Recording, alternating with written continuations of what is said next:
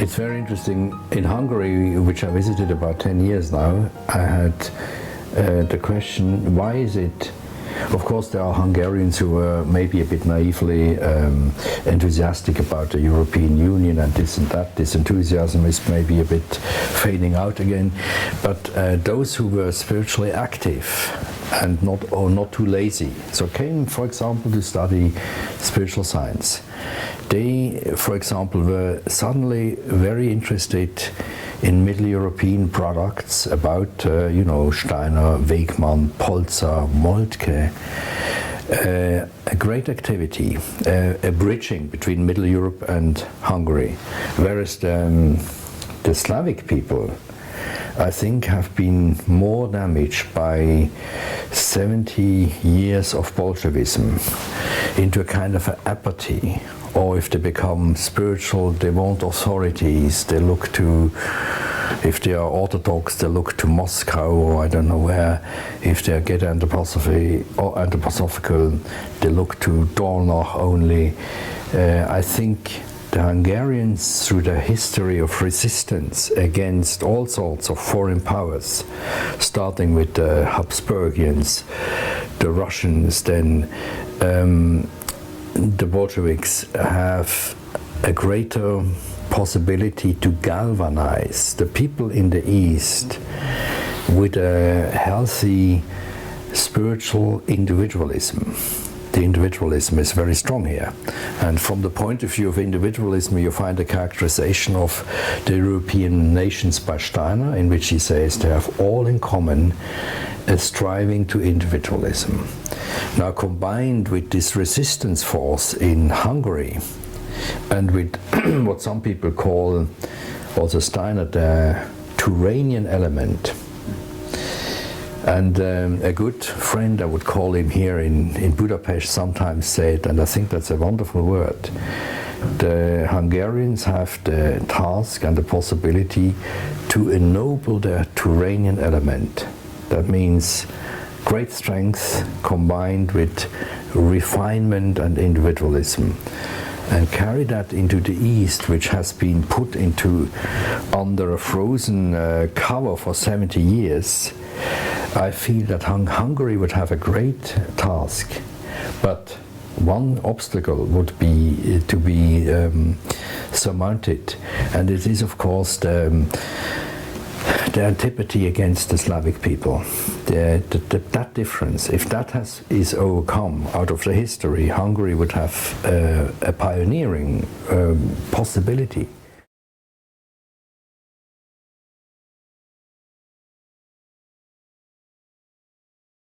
To earn a lot of money.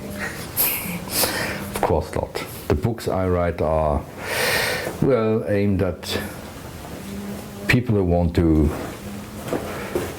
know more about the time happenings, who want to form an independent judgment on political events, historical events, cultural events.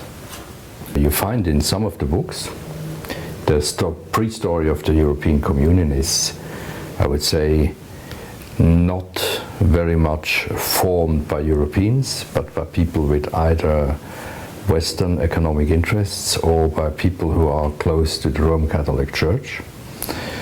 You only have to look at the founding fathers like Jean Monnet and Robert Schuman to have an exponent of Western interest in Monet and have an exponent of the Roman Catholic idea of what Europe should become.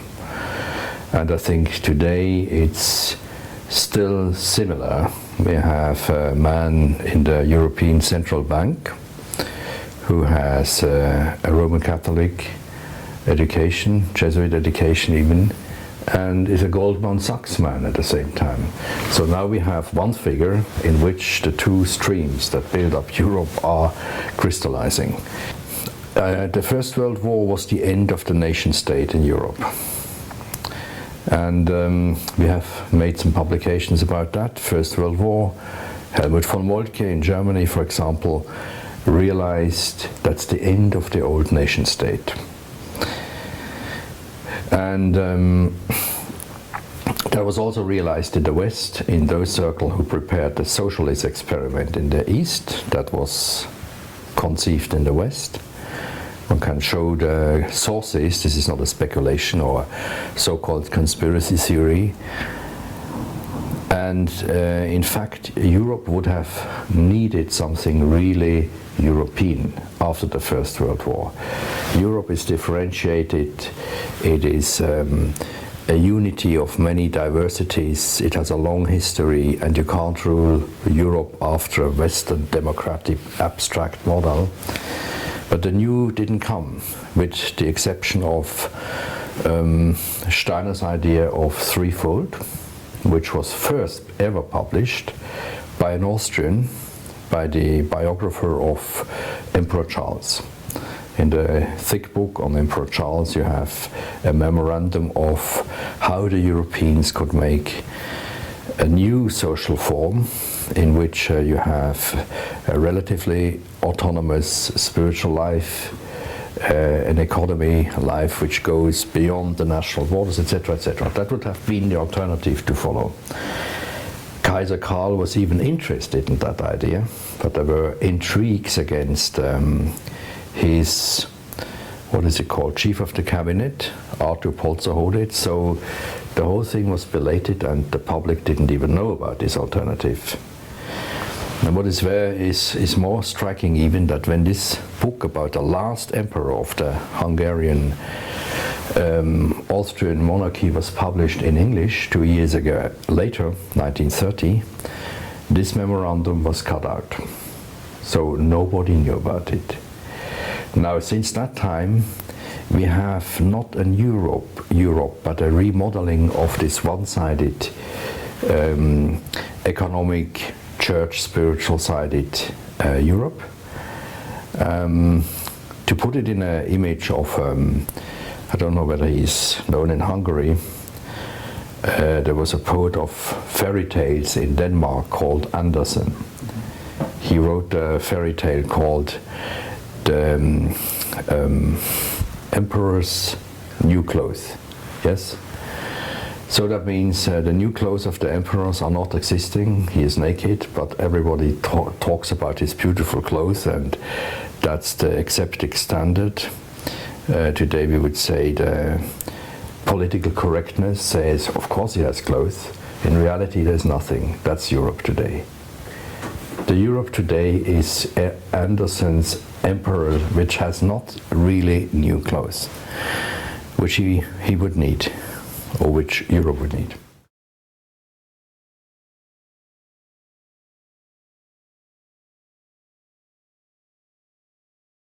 The only real new alternative that deserves to be spoken about, tried out on all levels.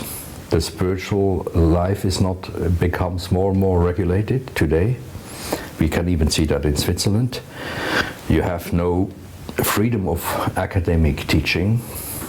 A good friend of mine, for example, did some research on 9/11, and he had difficulties in his academic career in Switzerland. It's a bad sign. Also, everything that can be taken out of threefold or of Steiner's impulses on a new way of handling money is absolutely vital. Because the money situation today is crazy, is a euphemism. I don't know how one should call it. It's over crazy and unhealthy, and it's only benefiting the little elite, the globalist elite, and the rest of humanity to to hell with them, so to speak, or I don't know, to the social welfare pseudo-institutions. There is a real money question, and that could only be handled with intelligence if you have something going into the threefold. Threefold is absolutely vital. There is no real alternative as far as I can see.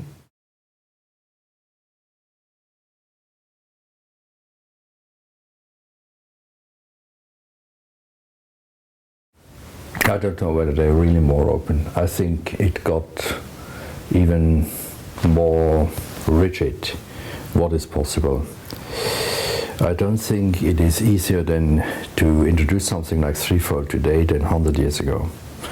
But it might need such a crisis that nobody can deny that we are in it globally. It has not quite arrived, but we are maybe quite close to it, so that people are ready to admit that the old systems didn't function. Otherwise we wouldn't be in an international total collapse. If that consciousness is there, there might be another chance to point to the existing body of ideas of threefold. But till that point comes, it is important that some people know about it at least, because otherwise there will be no preparation. There will be a missed chance again, like in 1989.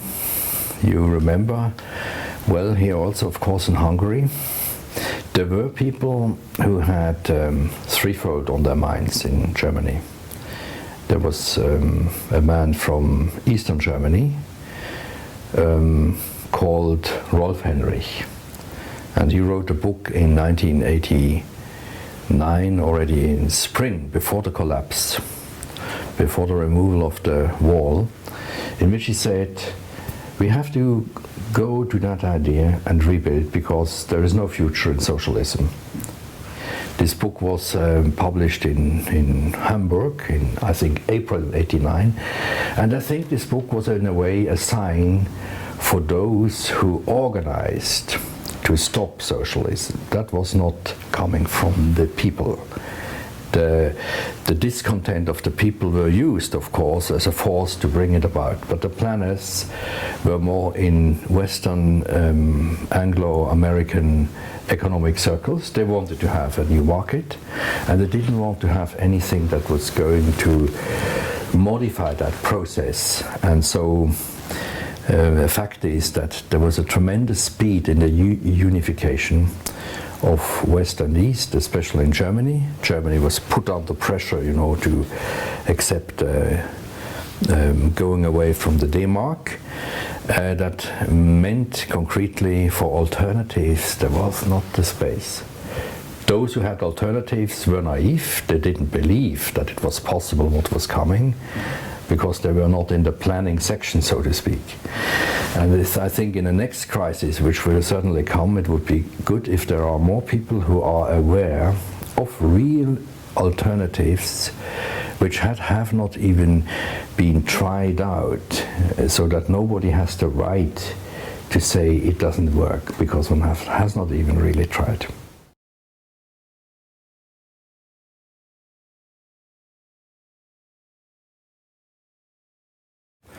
Central Europe would have a great mission, but I don't know whether there are enough people who still can think in a different way than in a westernized way, or in a traditional spiritual way like the Roman Catholic Church.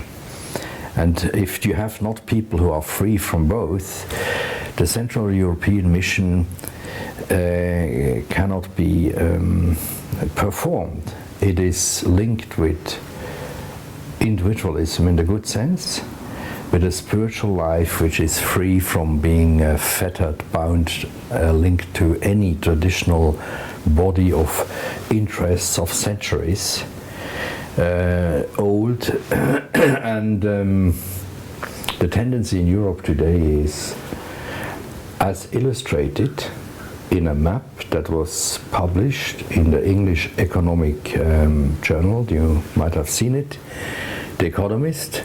20 years ago, I think what was outlined there is largely our reality. What was outlined there is, some people said, how will the world and Europe look in the 21st century? And they draw a map, a kind of a fantasy map, in which you have no Europe. You have Europe, Euro-America, and Euro-Asia. And every spot in Europe today, if we geographically say in Europe, is either Euro-America and Euro-Asia. It's clearly we're sitting now with this interview in Euro-America. So there's a big question whether Europeans still have an understanding and want of what would be really Europe's contribution, namely mediating function between West and East. If Europe is crushed spiritually, politically, this function is impossible to perform. And that's pretty much where we are, I think. Well, the economic situation already, Rudolf Steiner said once, is not very known to Ludwig Polzer, who was the brother of the chief of the cabinet of Emperor Charles. It is important that Europe stays within a competition situation economically with the West. He thought that is important, because if that is not done, through economic domination, Europe has no cultural freedom and nothing. And today that is, if the euro collapses, or if the euro is too dependent on what is happening with the dollar or with Eastern currencies, I think it's very difficult to have a free part to play in the power game that will come and will bring China to the surface. There's no question. China has, I think, 1.3 billion inhabitants, and the growth also everywhere, the investment in Africa, the resource politics shows they are getting very strong. And as the US has built up, so to speak, the UdSSR technologically, they have built up China. The American system always needs an opponent, and they hope always to build the opponent up technologically, etc., in the hope to control the whole play. That works for a long time, but one day maybe it doesn't work anymore. Also, the American empire will decline, as the Roman Empire has.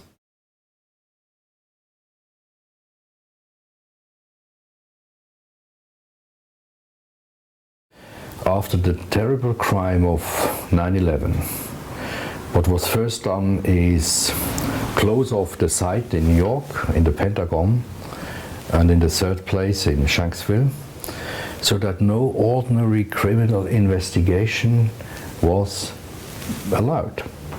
They were even removing debris from the towers.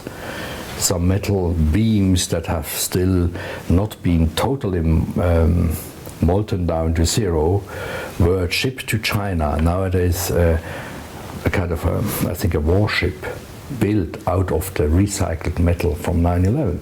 That did it, but it didn't do a criminal investigation. And what is also missing is journalism, critical journalism, who was not really fulfilling its task in most cases, but they were just swallowing I would say, the universally accepted conspiracy theory by the American government. That was a conspiracy theory. Namely, it was done by the 19 Islamic terrorists and this and that, without any proof, without any substantial evidence. So what was missing too is a critical questioning on the side of journalists. They accepted the theory that was a very bad theory. From all the conspiracy theories, this was the worst one, With a conspiracy theory, you can always ask, does it explain the facts? If there was a conspiracy, you have to have a theory that explains the facts, and the official theory is just covering up the facts. One of the important facts, to close that off, what was missing is a discussion of the way that in New York the buildings were brought down. I had a chance in a congress 7 years ago in Vienna to talk to the warden of the North Tower, and he explained also in a public lecture. He was on the morning of 9/11, Tuesday morning, I think at about 8 o'clock, he had his reunion with his staff in the second underground floor. And suddenly he heard massive detonations down from below. He had no explanation for that. And a few moments later there was a man storming into his office room who was burning, already flesh hanging down from his bones. And he could somehow explain that from an elevator he was hit by shooting up flames from below. And then a little bit later he said he heard faint explosions up there somewhere. Now this point was not covered in the official commission at all. There are hundreds of people who heard series of explosions, and apart from that, if you see, and you have on the internet a lot of quite good documentations. You have, for example, Richard Gage in California, who made it a special job just to show the coming down of the towers and the coming down of Building 7 that was not hit by an airplane in the afternoon is practically in free fall speed. Mm-hmm. Now if you have a huge building in free fall speed collapsing, that cannot be explained by 2 or 3 or 4 planes hitting up there. That can only be explained by what is called controlled demolition. Mm-hmm. So if there was a controlled demolition factor behind what happened there, all journalists and all searchers have to ask what is going on. That it was a terrible crime is clear, but that the hitting of 2 planes there are not the explanation for what happened afterwards. It's also clear for anybody who has a little bit an understanding of simple physics. Mm-hmm. And I have, so far, the theory has not been brought forward that Osama bin Laden, who has allegedly been killed, and his crew were also organizing the controlled demolition devices in the buildings. That has not been come. So who has done it? The media have made a big process in making world happenings universally accepted in a certain way. There was a preceding case into 9/11, which I studied for my little publication. This was Pearl Harbor. If you look at the real story of Pearl Harbor, which is documented by even academic historians of that time, which I knew before 9/11 happened, then you can see the fact that the whole world believes a story that has already been cleared in 1947-8. And this is from the point of view of controlling people. This is quite an achievement. You could see, yes, the whole world believes the story that we want them to believe. And Pearl Harbor is a good example. Then you have the questionable moon event. I just say cautiously the questionable moon event. What is clear that a lot of things were done in the studios. For example, the famous sentence by Mr. Armstrong, I'm not sure whether I can quote it literally, a big step for man, a huge step for humanity, or something like that, was a studio sentence. It was not actually has spoken on the moon, and there are a lot of irregularities in that case. But to sum it up, it was a worldwide story believed. And then we had 9/11, which was based on and compared immediately with Pearl Harbor. When I heard that it was compared to Pearl Harbor, I thought, oh, the key is even given to it for those who know the real Pearl Harbor story. And that is a very important aspect. How can you manipulate it, masses, by telling them a story that is not based in the facts, but you succeed them to accept it? That has a power building effect. That is, from a higher psychology or deeper psychology, a very important thing. You can get more public power if you are successfully lying to the public. The European task would be, let's look at the fact.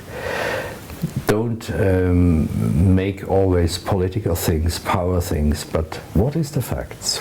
And the Europeans are, I think, not to blame the Anglo-American power elite for their success in manipulating consciousness, but they are too lazy themselves. I think the Europeans, we have to blame ourselves for sleepiness and for cowardice, for being too much impressed by pure financial power, and then say, well, we better maybe go along with it. There are a number of European politicians, for example, I think who were very critical of 9/11, but they didn't dare to use it, they didn't dare to work with it.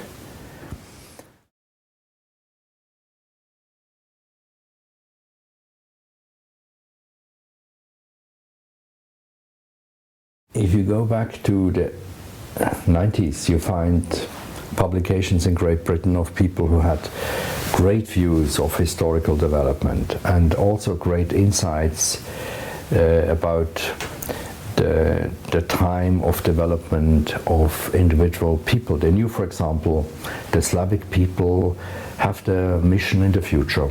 They are young. So as they are young, you can do something with them, you can form them.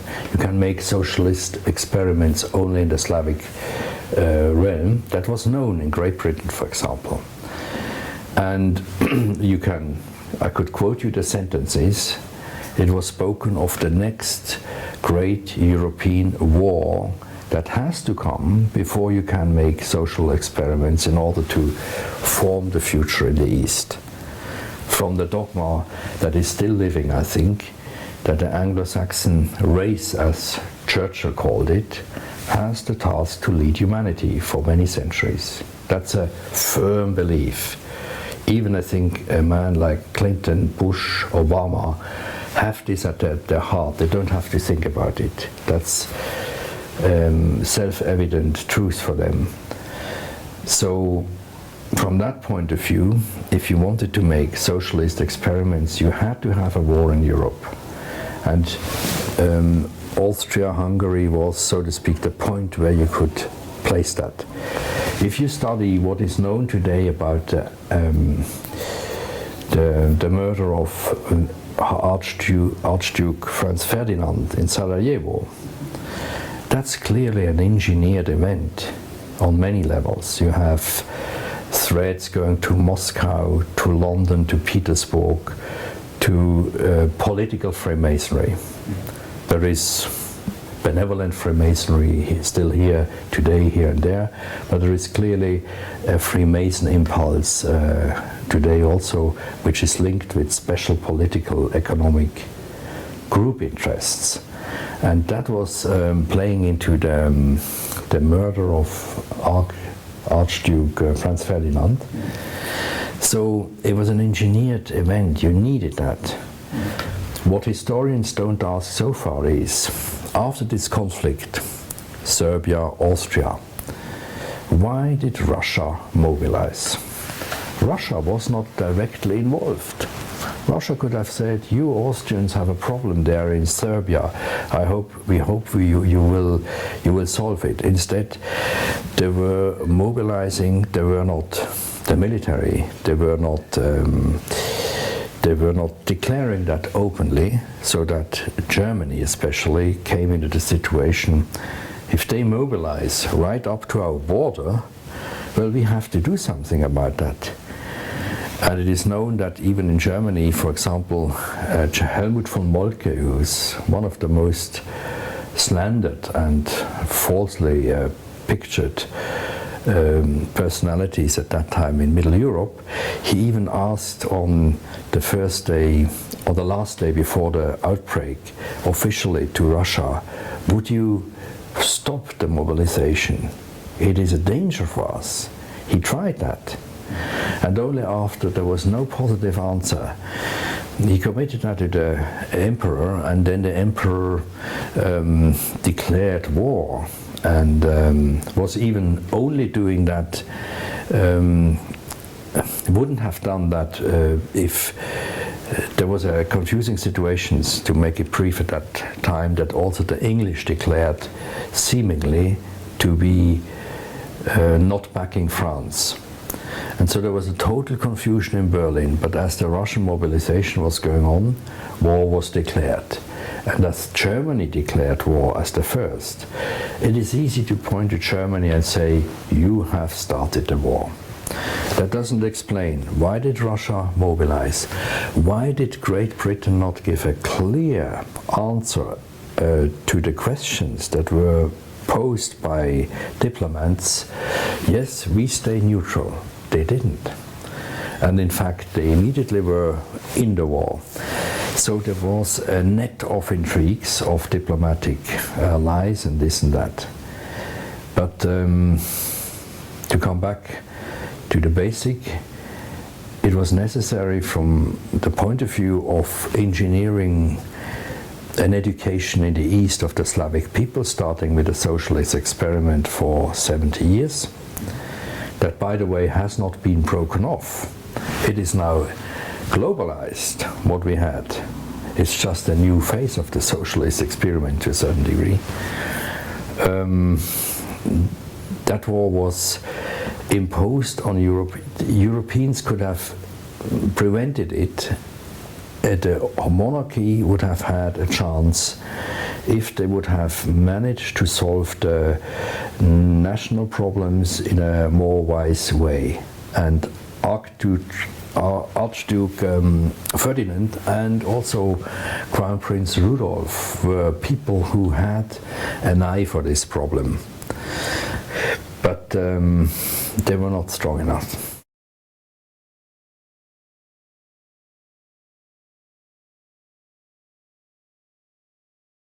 It's important that there are young people who see, oh, that's what happened here.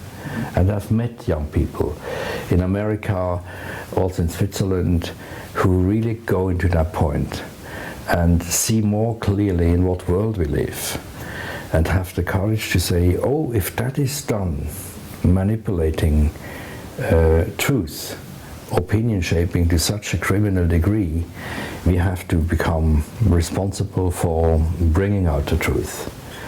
So I think young people should be encouraged to get independent in their truth seeking, and to develop the conviction the truth can be found.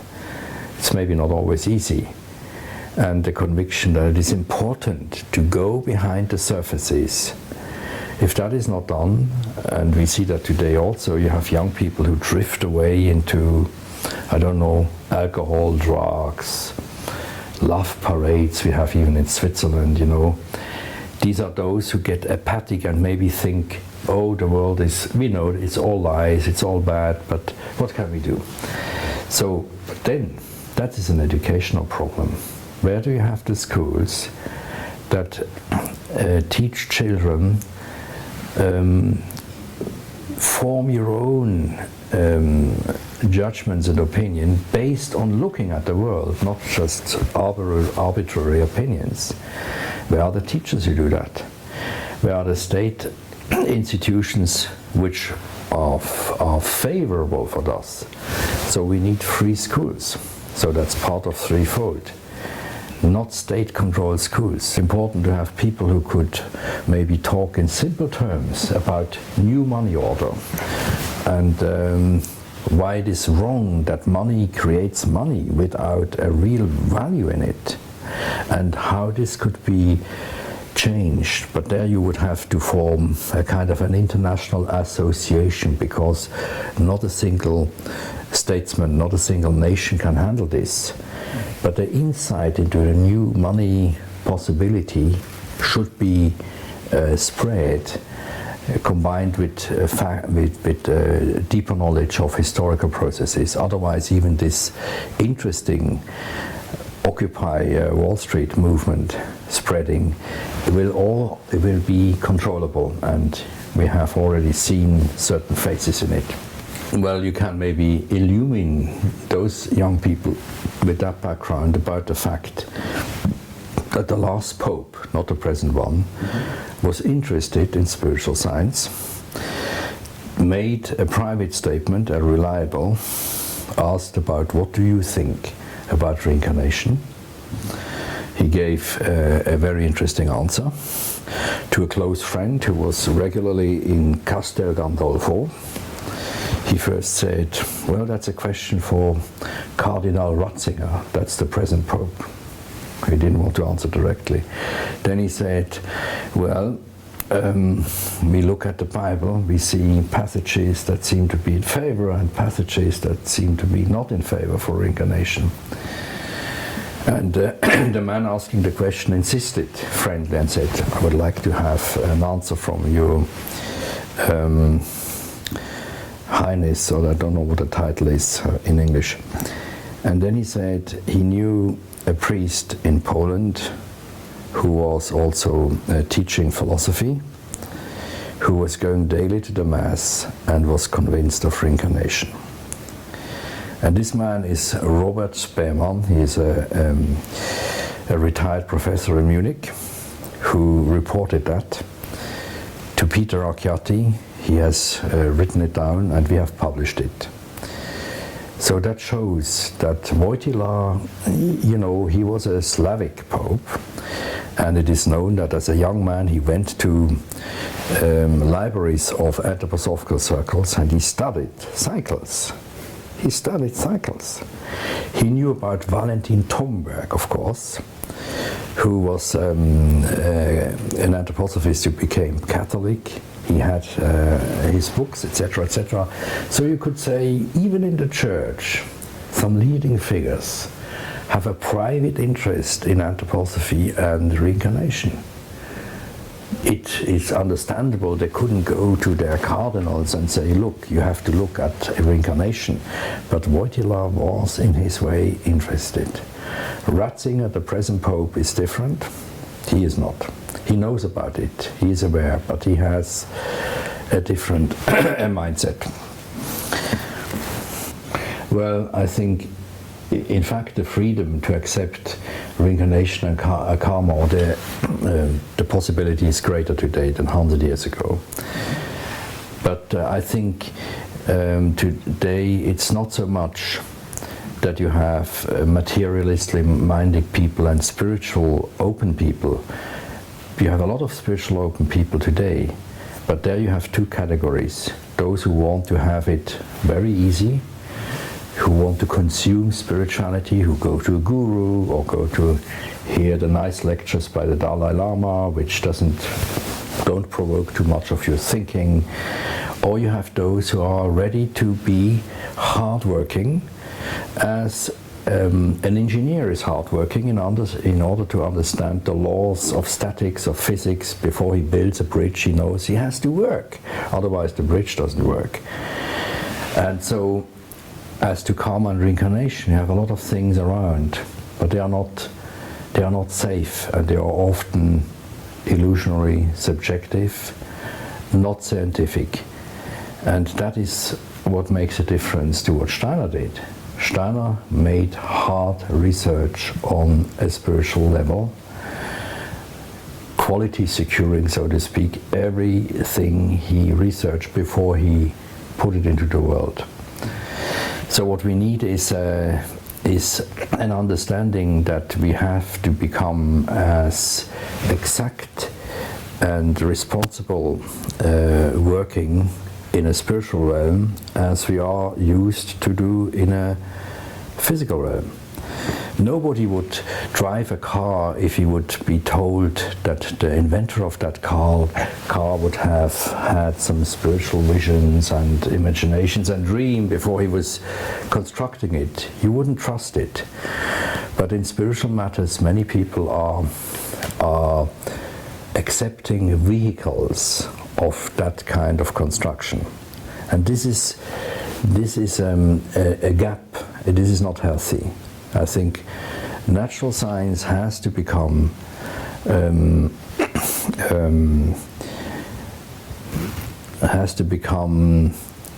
partner with a spiritual science, which is as hard to perform as any serious natural scientific work is that leads to technology. So there comes Steiner in, and Steiner has left a number of karma research, it's published, it's on the internet, of most outstanding importance. For example, on the karmic background of Archduke Rudolf, his karmic connection to Rome. Based on the exact research of Steiner's karma research, we could build the fundamentals of a new way of looking into history, and that's needed.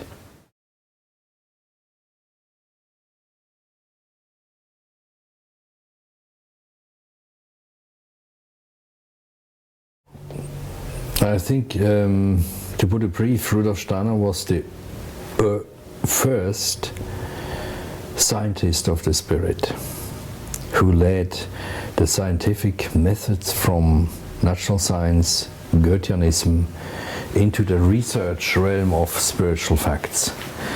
And I would liken him, and I'm sure in a couple of centuries this will be evident to many people. Everybody accepts the laws of logic, which were first described and found empirically by Aristotle. Nobody would say, oh, Aristotle was a strange person.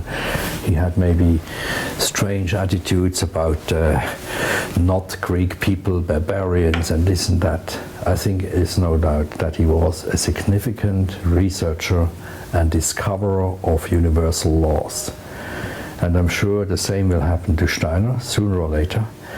But it might take some time, because the fact of this huge realm that he researched and the practical things that he enabled make him a problem for all streams in which you have not universal interests but particular interests.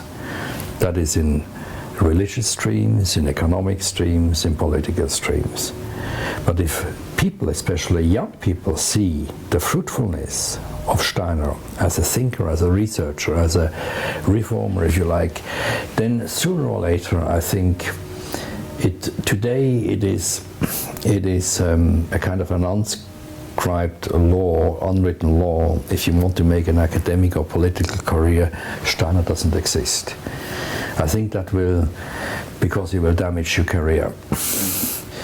In the future, I think that will change, and this depends largely on the young people also.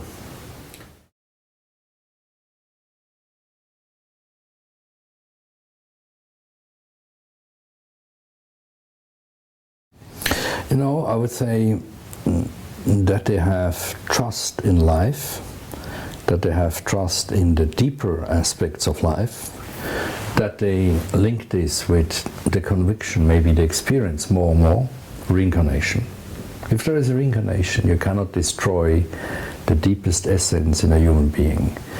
That is indestructible. That is, for example, the message I would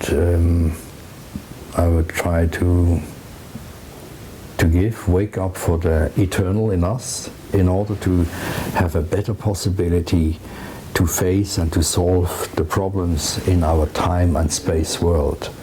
Go deeper in order to be part of this world and help to shape it with individual responsibility. That would be my hope a message is maybe too much. Thank you. Thank you so much.